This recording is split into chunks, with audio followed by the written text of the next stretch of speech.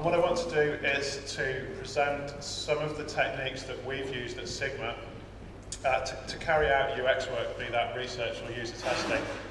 And primarily things that we've done that are relatively agile, easy to do, lightweight, although some of the things that we'll present are slightly more involved.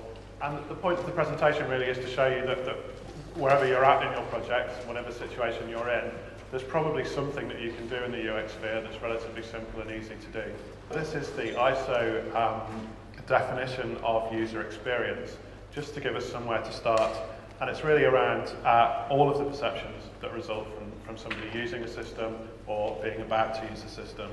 I think by virtue of the fact that you're all here, I think most people are pretty well convinced that user experience work matters.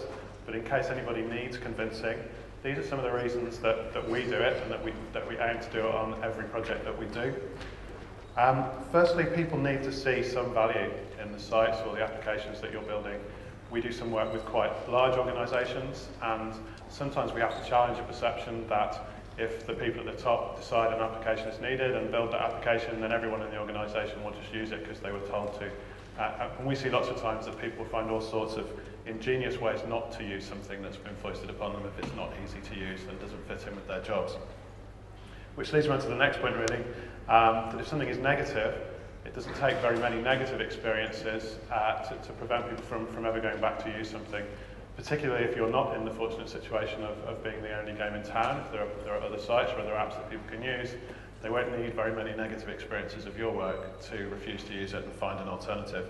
It's very easy for people nowadays to find an alternative. And the last point, something that's quite dear to my heart, it goes back to some of the conversations we have with sponsors of projects and senior people in organisations.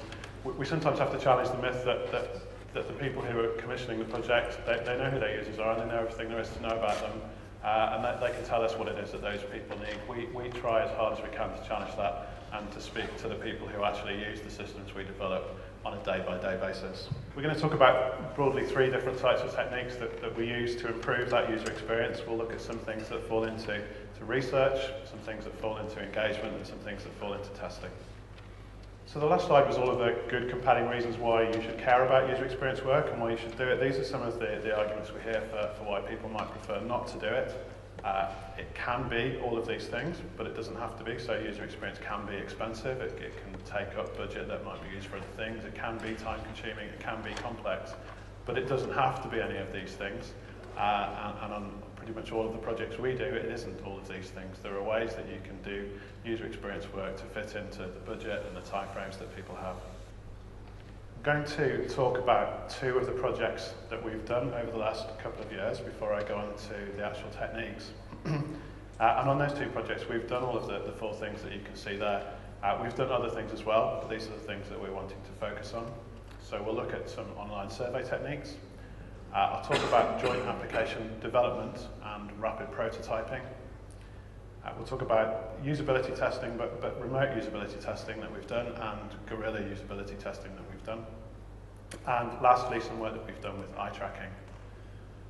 I mentioned we work quite often with pretty large customers, and the 2 that we're going to talk about are both fall into that category. Citizens Advice, you may be aware, I'm sure you are aware of Citizens Advice bureaus. Citizens Advice are the overarching charity that all of those bureaus are members of, so they have a wide audience of people that need their services.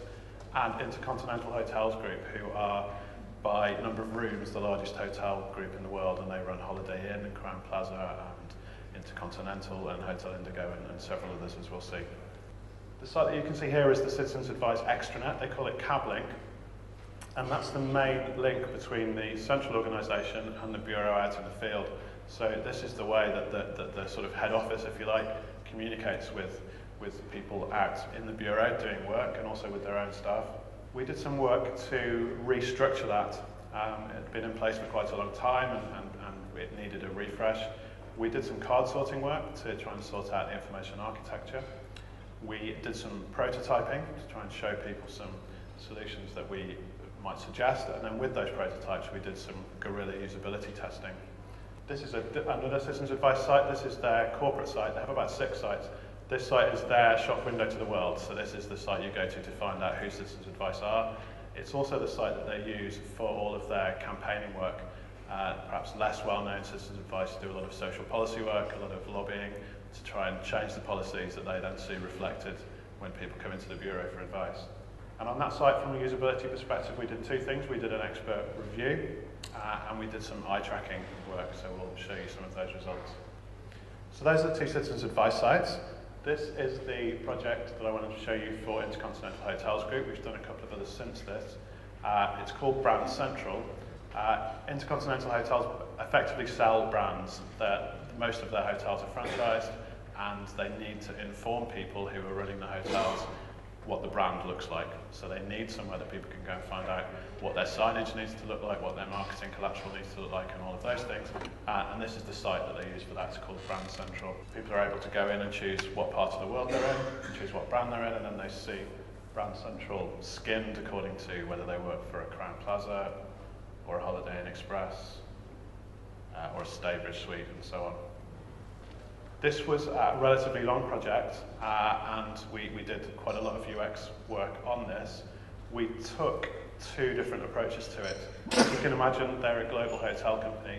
They need to consult with people from Singapore to San Francisco in all sorts of different time zones.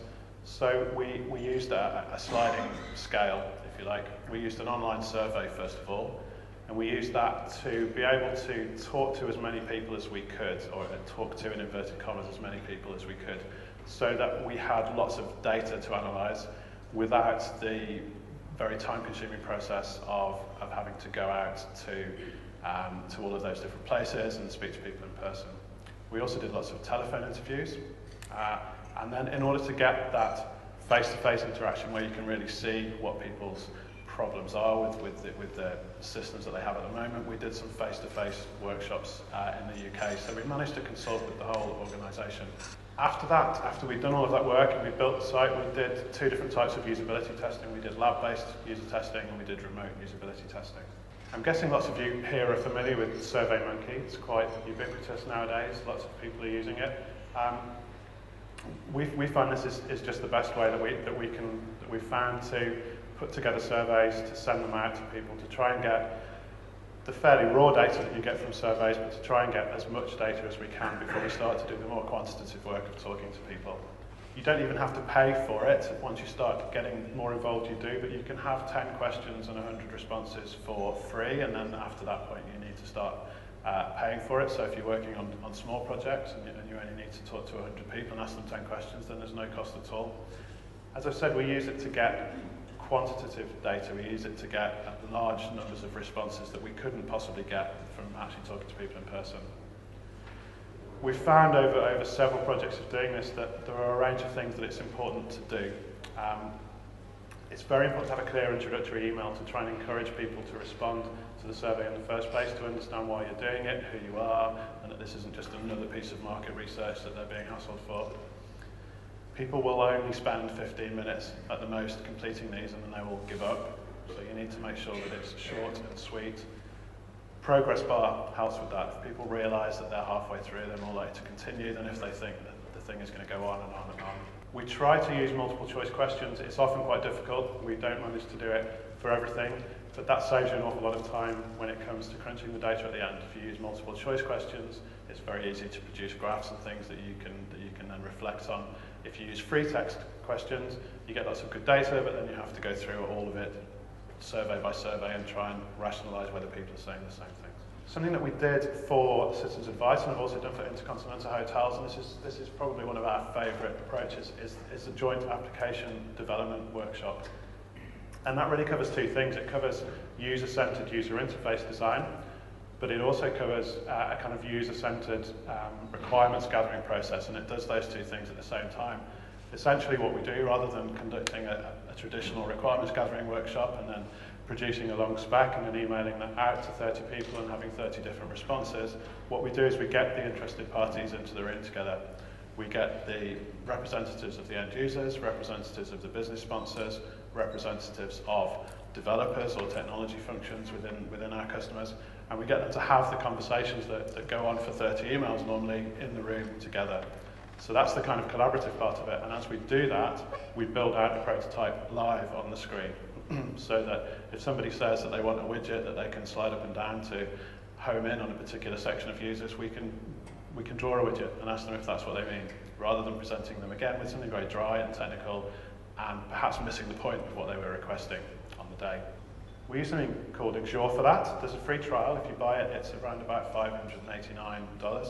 It's very visual, and it's very, with a minimal amount of practice, you can get relatively quick at this so that you can actually do things live in front of people and draw out interfaces. The additional benefit to that is that it provides a prototype that you can then use for user testing. So if you want to test what you've done before you go ahead and invest money in a build, the prototype that you get out of the end of the JAD session is something that you can then take forward, show to people, get people familiar with it, and even use it for testing as you go on. The sessions are quite labour intensive. You need, from a kind of user experience team, you need at least 2 people, preferably 3.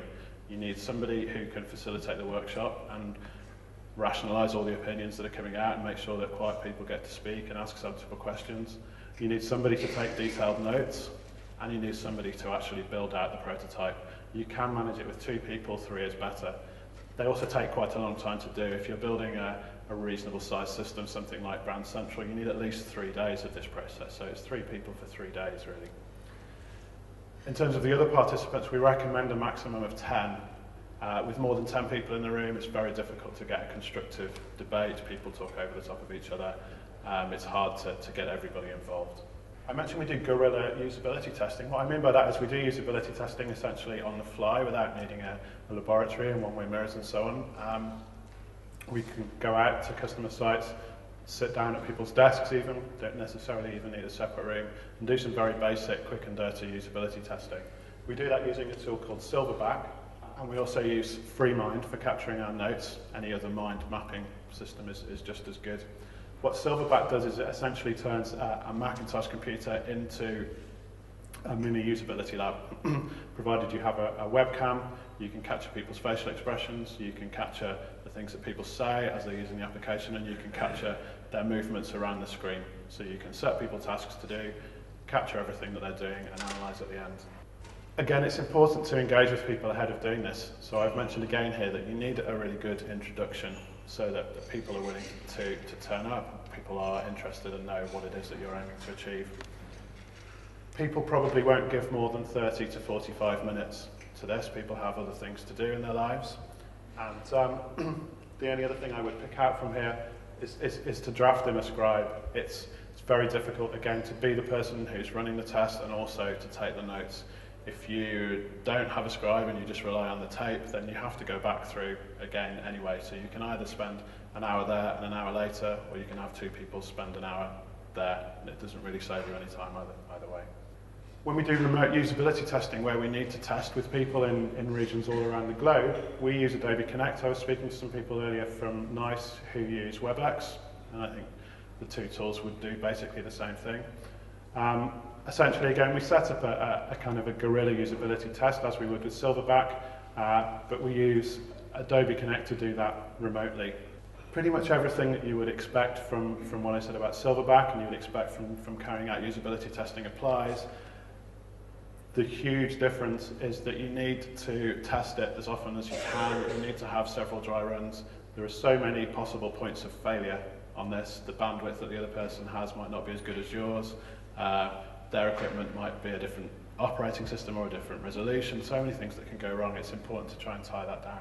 The last thing, and you can talk to the guys here about this. We've got eye tracking people up on one of the stalls upstairs who will be very happy to talk to you about their eye tracking system. It's absolutely fascinating if you have a chance to go and have a go.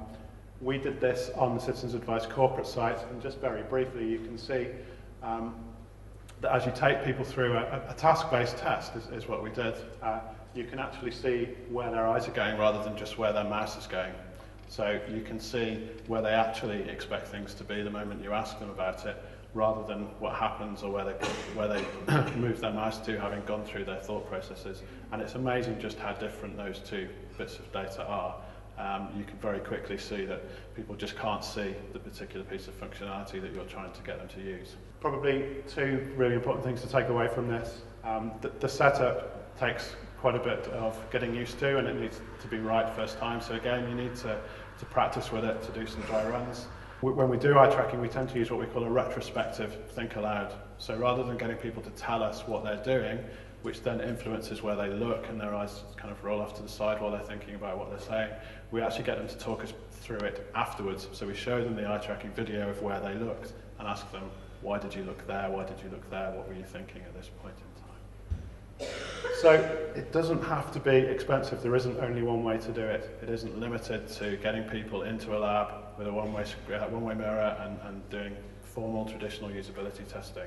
There are lots of other ways that you can do it. It's also a great way to get user buy-in, which I think is perhaps overlooked, as well as being a way to make sure that what you design is good and gives a good user experience. Having been through this process, we've found that this is a great way the way people use is socialise a solution around a large organisation. People feel they've been consulted, they feel that their opinions have been taken into account.